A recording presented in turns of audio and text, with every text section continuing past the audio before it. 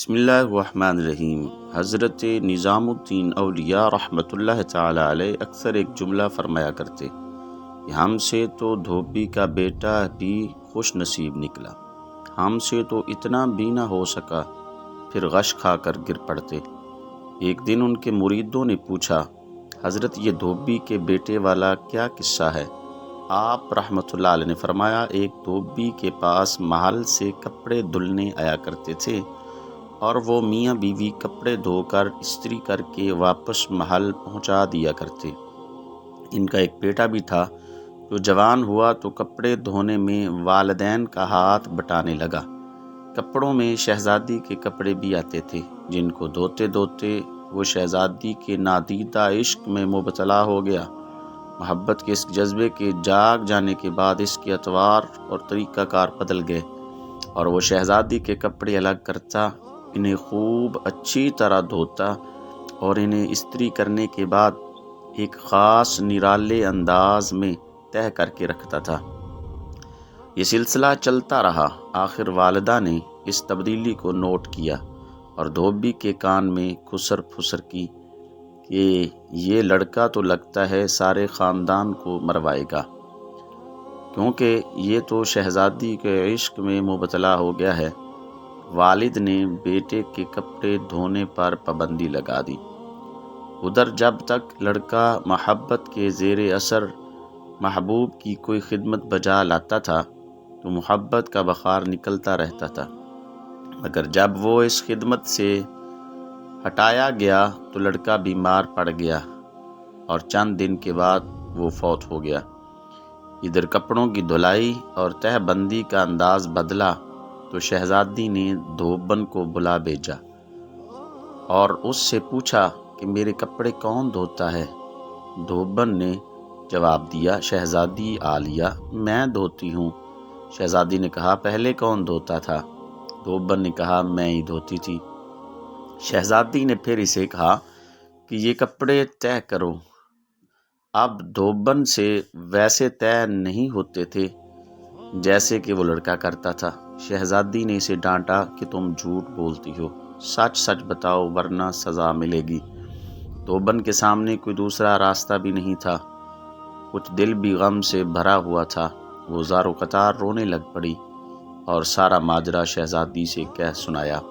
شہزادی یہ سن کر سناٹے میں آ گئی اور پھر اس شہزادی نے ایک سواری تیار کرنے کا حکم دیا اور شاہی بگی میں سوار ہو کر پھولوں کا ٹوکرا بھر کر لائی اور مقتول محبت کی قبر پر سارے پھول چڑھا دیے۔ زندگی بھر اس شہزادی کا یہی معمول رہا کہ وہ اس دھوبی کے لڑکے کی برسی پر اس کی قبر پر پھول چڑھانے ضرور آتی تھی۔ یہ بات سنانے کے بعد حضرت نظام الدین اولیاء رحمۃ اللہ علیہ فرماتے تھے، اگر ایک انسان سے انسان بن دیکھے محبت کر سکتا ہے تو بھلا اللہ سے بن دیکھے محبت کیوں نہیں ہو سکتی؟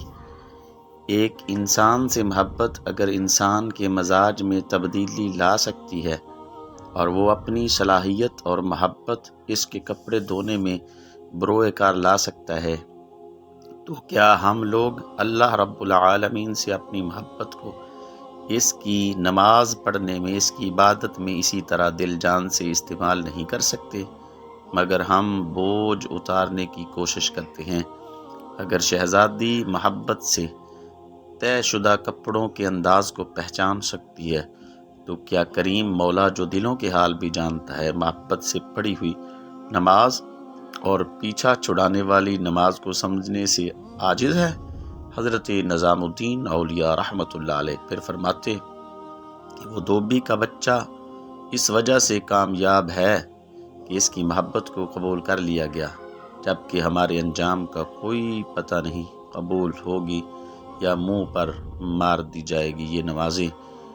اللہ جس طرح ایمان اور نماز روزے کا مطالبہ کرتا ہے، اسی طرح محبت کا تقاضا بھی کرتا ہے۔ یہ کوئی مستحب نہیں بلکہ فرض ہے، مگر ہم اس محبت سے غافل ہیں۔ پھر حضرت فرماتے، اللہ کی قسم اگر یہ نمازیں نہ ہوتی تو اللہ رب العالمین سے محبت کرنے والوں کے دل اسی طرح پھٹ جاتے جس طرح اس دھوبی کے بچے کا دل پھٹ گیا تھا۔ یہ ساری رات نماز ایسے نہیں پڑھی جاتی، کوئی جذبہ کھڑا رکھتا ہے انسان کو۔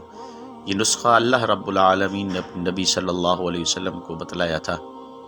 اسی وجہ سے نماز کے وقت آپ صلی اللہ تعالی علیہ وسلم فرماتے تھے، رحنا بہا یا بلال، اے بلال رضی اللہ تعالی عنہ، ہمارے سینے میں ٹھنڈک ڈال دے اذان دے کر۔ یہ ہے محبت، اگر اللہ سے ہو جائے تو انسان کو اوج ثریا تک پہنچا دیتی ہے۔ اس پیغام کو دوسروں تک ضرور پہنچائیے تاکہ اللہ رب العالمین کسی کی زندگی کو آپ کے ذریعہ سے بدل دے۔